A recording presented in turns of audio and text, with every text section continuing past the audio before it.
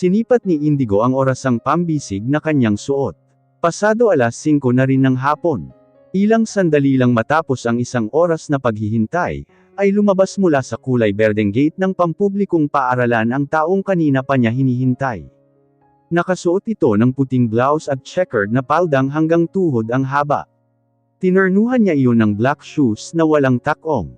Ang buhok nito ay basta lang niyang itinali. Sa likod nito ay nakasukbit ang itim at maliit na backpack. "What did you found out?" Tanong ni Indigo sa private investigator na nasa passenger seat. "Nandito ang personal information tungkol sa kanya, sir." Tinanggap naman iyon ni Indigo, at pinasadahan ng tingin. "She's Emmy Valdez," and muli niyang iginala ang tingin sa ibang impormasyon. "She's just 14. Hindi siya makapaniwala na nagawa silang iligtas ng isang 14 anyos na bata. "Yes, sir. Nag-iisang anak ng mag-asawang Valdez, plain housewife ang nanay, at construction worker naman ang tatay niya." Tumango-tango siya, bago muling bumalik ang kanyang tingin sa kinaroroonan ng dalaga. Naroon pa rin ito at may kasamang mga estudyante rin. Tila bumilis ang tibok ng puso ni Dark Indigo, nang nakita niyang ngumiti ito. Hindi may kakaila ang kagandahan nitong taglay. Hugis puso ang mukha nito. Medyo singkit ang mata, at sakto lang ang tangos ng ilong. Maputi rin ang balat nito, kaya naman angat ang ganda niya sa ibang kabataang kasama niya. Maya-maya lang ay kitang-kita niya ang pakikipag-usap nito sa mga estudyanteng kasama niya, bago humakbang palayo. Kumaway-kaway pa ito sa kanila, bago tuluyang pumasok sa loob ng pampasaherong tricycle. Nang umusad iyon palayo, ay pinaandar na rin ni Dark Indigo ang kanyang kotse at sinundan ito. Ilang minuto lang ay huminto ang tricycle sa tapat ng makipot na eskinita. Nang bumaba roon ang dalagita, ay nakita pa niyang nakipag-appear ito sa matandang tindero sa gilid ng kalsada. 5 taon pa lang silang nakatira dyan, sir. Palipat-lipat sila ng lugar, dahil palipat-lipat din naman ng trabaho ang tatay niya. Tumango-tango na lamang muli si Indigo sa sinabi ng investigador. Ilang sandali pa silang nanatili sa lugar, bago siya nagdesisyong umalis. Kinabukasan ay maagang bumalik sa lugar si Indigo. Nalaman niyang 6:30 pa lamang ng umaga, ay umaalis na ito ng bahay patungo sa eskwelahan. Sa mga sumunod pang mga araw, ay tila naging adiksyon na ni Indigo ang sundan ang dalaga. Sa loob ng 1 linggo, ay hindi ito pamalya sa pag-abang sa kanya. At sa bawat araw na lumipas, ay tila lalong nadagdagan ang paghanga ni Indigo kay Emmy. Aniya sa sarili, masyado pang maaga para sasabihing umiibig siya sa munting binibini, ngunit bakit sa tuwing nakikita niya ito ay gumaganda ang kanyang umaga? Bakit sa tuwing nasisilayan niya ito kahit sa malayo lang, ay tila nawawala ang kanyang pagod? Bakit sa tuwing ngumingiti ito ay tila tumitigil ang ikot ng mundo? Bakit sa tuwing pinagmamasdan niya ito, ay nagiging eratiko ang tibok ng kanyang puso? Ipinilig ni Indigo ang kanyang ulo. Aniya, masyado pa itong bata para sa kanya. Masyadong malayo ang agwat nilang 6 na taon. "Have you found Emmy?" Iyon ang tanong na pumukaw sa kanyang malalim na pag-iisip. Kaagad siyang napabaling sa kanyang tiyuhin na nakasandal sa reclined chair. 2 araw pa lamang mula nang lumabas ito ng hospital. "I'm sorry, uncle." Napahawak ito sa tagiliran niyang hindi pa hilam ang sugat, kasabay ng pagbangon niya. "What do you mean?" Lumunok si Dark Indigo, bago muling magsalita. "Wala akong nahanap na taong nagngangalang Emmy sa lugar na yon." Napabuntong hininga si Ashton. "Hindi pwedeng hindi ko siya makita. Ipapahanap ko siya sa private investigator." "Ako na, uncle." Mabilis niyang sagot. "Ako na po ang baalang umasikaso niyan." "Thank you." Nabuo na ang plano ni Indigo na itatago niya ang babae sa kanyang tiyuhin. Hindi niya maipaliwanag kung bakit nakaramdam siya ng takot sa pagkikita ng dalawa. Pakiramdam niya ay mawawala ang babae sa kanya sa oras na maging malapit silang dalawa ng kanyang tiyuhin. Aniya, anong laban ng isang college student na tulad niya sa isang Ashtonville Accorda? Sa edad na 25 ay may sarili na itong negosyo. Paano pa siya mapapansin ng babae, kung naroon ang kanyang uncle na successful na sa buhay, gwapo, matalino at may sariling pera? Ano nga ba siya kumpara rito? Isa lamang siyang estudyante na umaasa na allowance na binibigay ng kanyang ama. Ganon ang naging takbo ng isip ni Indigo, kahit ilang beses niyang isinaksak sa isip niya, na hindi pwede ang babae sa kanila, dahil masyado itong bata. Ilang araw pa ang lumipas. Nagpatuloy siyang panuurin ang babae mula sa malayo, ngunit dumating ang isang umagang hindi na niya ito nahintay na lumabas mula sa eskanitang kanyang nilalabasan. Naghintay siya roon ng 1 oras hanggang sa naging 2, at hanggang sa nadagdagan pa. Nang sumapit ang 12:00 at wala pa rin siyang nahintay, ay lumabas na siya ng sasakyan, at nilapitan ang lalaking tindero sa gilid ng kalsada. Maaari po bang magtanong? Sandali naman siyang sinipat ng lalaking nagtitinda ng crackers. Ano iyon sir? Saan po dito nakatira si Emmy Valdez? Sandali siya nitong tinitigan. Kaibigan po niya ako. Si Emmy. Nako po sir. Nahuli na po kayo ng dating. Lumipat ba sila kagabi? Lumipat. Ano pong lumipat? Hindi na niya naiwasan ang mapakunot noo. Lumipat na po sila ng bahay. Hindi ko lang alam kung saan sir. Lumapaypay ang balikat ni Indigo na umuwi ng bahay, matapos ang malaman ang balitang iyon. Aniya sa sarili, mahahanap pa kaya niya ang dalaga. Nang makita siya sa sala ng main house ng mga Villa Corda, ang kanyang tiyuhin ay hindi niya alam kung paano niya ito haharapin. Pakiramdam niya ay kinarma siya, dahil sa pagsisinungaling na kanyang ginawa. I already talked to Luigi.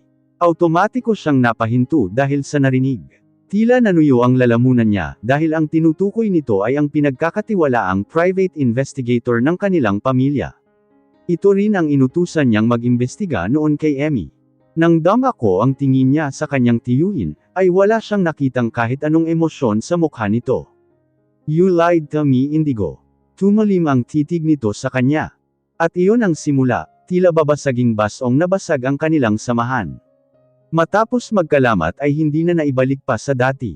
Matapos may kwento ni Indigo ang nangyari noon, ay tila nagbalik sa alaala ni Emmy ang nangyari noong 14 na taong gulang siya. Hindi ibig sabihin na porket niligtas kita noon ay destined na tayo. Walang kemo emosyong tura nito kay Ashton Blumentritt, ikaw lang ang nagpipilit na pwede tayo. Tila naman sinaksak ang puso ni Ashton sa narinig. How can you say that? May anak tayo Emmy. Napakuyom ng kamao si Emmy. Halos maluha-luha siya dahil sa galit. Pati ang pagkakaroon natin ng anak ipinilit mo lang din Mr. Villacorda. Nagtanges ang bagang ni Ashton sa narinig. Aniya kailan ba siya mapapatawad ng babae? At saka isa pa, di mo pa sigurado kung anak mo nga talaga si Hyde. Anak ko siya Emmy. Mariing giit niya. Merong DNA result na hawak si Indigo, at positive ang result nun. I am 100% sure that it's fake. Giit niya. Pati yung pinakita mong result, pwedeng piniki mo lang din yun. And since, meron din namang DNA result na hawak si Indigo, maging fair ka. Hayaan mo si Hyde na makasama siya. Humakbang siya palapit kay Indigo, ngunit bago niya tuluyang malampasan si Ashton, ay pinigilan siya nito sa braso. No Emmy, why would I let it if I'm 100% sure that it's fake? Marahas niyang tinanggal ang kamay niyang nakahawak sa braso niya. Ako ang masusunod Mr. Villacorda. Nakipagsukatan siya ng matalim na tingin sa lalaki. Ako ang nanay ni Hyde, ako ang magdedesisyon. Ngayon, kung gusto mo kaming mabawi, magpa-DNA test ulit kayong tatlo. Arko ang kilay niya, pagkatapos ay muli siyang nagsalita. Imposible namang dalawa ang tatay ni Hyde di ba? I already shown you the DNA result. Kung meron man sa amin dalawa ang nameke ng result, for sure, it's Indigo. Hindi ko gawain ang manday uncle. Sabat ni Indigo. Noon siya napabaling sa kanyang pamangkin.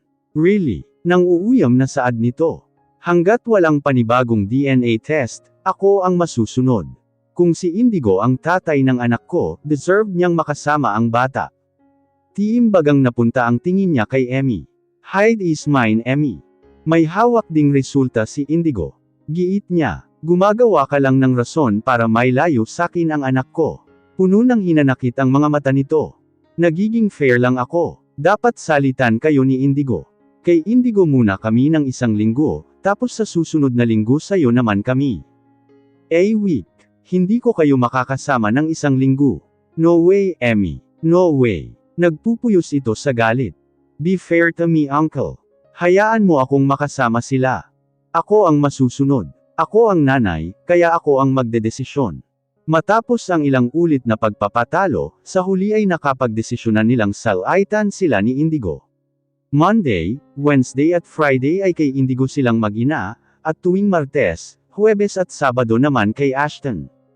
Mahigit 1 week kitang hindi nakita. Anong nangyari? Punong-puno ng pag-aalala ang mga mata nito. Hindi ako pinalabas ng uncle mo sa kwarto. Nakakaasar siya. Sinaktan ka ba niya? Hindi, umiling-iling ito. Ginagap ni Indigo ang kanyang kanang kamay, at masuyong tumingin sa mga mata ng dalaga.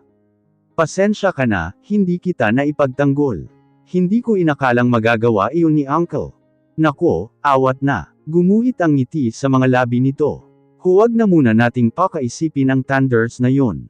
Enjoyin natin ang araw na ta, kasi bukas babalik na naman sa boring niyang bahay. Dahil maaga pa naman ay napagdesisyonan nilang lumabas. Bilang pambawi sa naudlot nilang lakad noon, ay nagpunta sila sa mall. Hindi sila masyadong nagtagal roon, tanging isang pares lang ng sapatos at isang laruan ang napili ng bata. Ngunit nang magpunta sila sa children's play area, ay hindi na magkamayaw si Hyde sa sobrang tuwa. Mahigit 4 na oras silang namalagi roon. Walang pagsidla ng tuwa sa puso ni Emmy, habang pinapanood ang dalawa. Malutong ang bawat halakhak ni Hyde, habang nakikipagbatuhan ng maliliit na bola kay Indigo. Noon niya natintong kailangan nga talaga ng ama ng kanyang anak. Nang makaramdam ng pagod ang bata, ay saka lamang sila lumabas ng play area. Sunod silang dinala ni Indigo sa isang restaurant, bago sila nagdesisyong umuwi. Thank you for the great day, Emmy. Sinserong turan nito nang may hatid sila sa silid na dati nilang inuukupa. Ako dapat ang magpasalamat, kasi pinasaya mo si Hyde. Sumilay naman ang ngiti sa labi ng lalaki. Sana maulit ito. Natigilan naman si Emmy sa narinig, ngunit nang makahuma siya ay ginawaran niya ng ngiti ang lalaki. Nako, baka maubos naming mag-ina ang yaman mo. Nakatawang biro niya. It's okay. Ang mahalaga mapasaya ko kayo. Napapiksi ng kamay si Emmy. Ito naman, masyadong serious. Nagbibiro lang naman ako. Sige na, gora ka na, patutulugan ko na ang bata. Sunod niyang sabi bago pa muling makabanat ang lalaki. Sige, good night. Muli pa nitong turan bago humakbang, at siya umatras. Kumaway naman sa kanya ang dalaga, bago tuluyang pumasok at isara ang pinto. Nang makapasok siya sa loob, ay nabungaran niyang kagagaling lang sa banyo ang bata. Nakasuot ito ng pambatang bathrobe. Nanlalaki ang mga mata ng dalagang lumapit sa kanya. Marunong ka ng maligo? Opo, tinuruan po ako ni Papa. Napakurap naman si Emmy sa narinig. Hindi siya makapaniwalang ginawa iyon ni Ashton. Nang makita niyang nagtungo ito sa walk-in closet, ay kaagad niyang sinundan ang kanyang anak. Kitang-kita niya kung paano maingat itong kumuha ng damit niya. Akin na at tutulungan na kitang magbihis. Kaya ko na puta. Malaki na po ako, mama. Napaawang na lang ang bibig ni Emmy. Mahigit 1 linggo lang silang hindi nagkita, tapos ngayon marunong na itong maligo. Alis ka na po, mama. Magbibihis po ako. Lalo siyang napasyonga sa inasta. Nang hindi siya kumilos ay lumapit ito sa kanya, at marahan siyang tinulak nito palabas ng walk-in closet. Teka na, anong masama kung makita kitang magbihis ha? Pinamaywangan niya ang anak. Mama naman nagpapadyak pa ito. Big boy na nga po ako. Natawa naman si Emmy sa tinuran nito. Sige na nga, big boy ka pa dyan ah. Nang iwanan niya ang bata, ay tumungo na rin siya sa banyo upang makapag-shower. Nang matapos siya ay nasa kama na ang bata. Nakasandal ito sa headboard, at tila matanda na dahil may suot itong eyeglasses at nakatutok ang tingin sa iPod. Hoy, kanino galing yan ha? Tukoy niyo sa iPod niyang hawak. Bigay po ng papa ko. Pinanliitan niya ng mata ang anak. Agets ko na. Gadgets pala ang pinansuhol sa'yo ng thunders na yon. Love po kasi ako ni papa, kaya binigyan niya ako ng ganito. Naiiling na lamang siyang tumalikod, at pumasok sa walk-in closet para makapagbihis. Sa huli ay napili niyang isuot ang isang kulay pulang pantulog na hanggang tuhod ang haba. Pinatungan niya iyon ng cut-erno nitong silk robe. Nang balikan niya ang bata, ay ganun pa rin ang ayos niya. Habang tinutuyo niya ang kanyang buhok gamit ang blower, ay pasimple niyang pinanood ang bata. Tila eksperto ito sa pagtipa sa gadgets na hawak niya. Tama na yan. Tulog na. Saad niya kasabay ng paghiga niya sa tabi nito. May pusala salamin ka pa ha. Anti-radiation eyeglass po ito mama. Tinanggal niya iyon sa kanyang mata, at inilagay sa kaong lagayan ng salamin sa mata. Sabi ni Papa gamitin ko raw para di masira ang mata ko. Napaikot ng mata si Emmy, nang ma-imagine niyang tinuturuan ni Ashton ang bata. Hindi yun nakita ng bata, dahil abala ito sa paglalagay ng gadget sa loob ng kanyang bag. Mama, hindi na ba tayo uuwi kay Papa? Biglang tanong nito dahilan para mapatitig siya sa anak niya. Nami-miss ko na ang Papa. Nahimigan niya ang lungkot sa boses nito. Ano namang nami-miss mo sa kanya? Hindi niya naiwasang magtaas ng kilay. Lagi kaming naglalaro. Naglaro din naman kayo ng Daddy Indigo mo kanina. Napanguso naman ito. Iba naman ang Papa ko. Hay ewan ko sayo, itulog mo na yan. Good night Mama. I love you. Good night. Hinalikan niya ito sa noo. Good night din sa Papa ko. Mahinang saad nito bago ipikit ang kanyang mga mata. Nilang na lamang si Emmy. Nang makatulog na ang bata, ay tila nalunod naman siya sa sari-saring tanong. Anya, anong mangyayari kapag nalaman na kung sino ang totoong ama ni Hyde? Maayos na kaya ang lahat o lalo lang magkakagulo? Turan niya sa sarili, mas gusto niyang si Indigo na lang sana ang ama ng bata. Ngunit hindi niya maiwasan ang mangamba, dahil tila punong-puno ng kasiguraduhan si Ashton Blumentritt. Nagsimula tuloy siyang mapaisip kung paano ang magiging buhay nilang mag-ina, kapag si Ashton ang totoong tatay ni Hyde. Hindi niya nakikitang ikakasal siya kay Ashton. Namumuhi siya sa lalaki, kaya paano nila mabibigyan ng kumpleto at maayos na pamilya si Hyde? Napabuntong hininga na lamang siya, bago ipinikit ang kanyang mga mata. Iwinaksi niya ang mga bagay na gumugulo sa kanyang isipin, at pinilit ang sariling magpatangay sa antok. Ngunit nagising ang inaantok na diwa ni Emmy, nang marinig niya ang 3 beses na sunod-sunod na pagkatok sa pinto. Napakusot siya ng mata bago bumangon. Muli niyang narinig ang pagkatok, kaya naman tumayo siya at tinungo ang pinto upang buksan iyon. At tila tuluyang nagising ang kanyang diwa, nang makita niya kung sino ang nasa labas.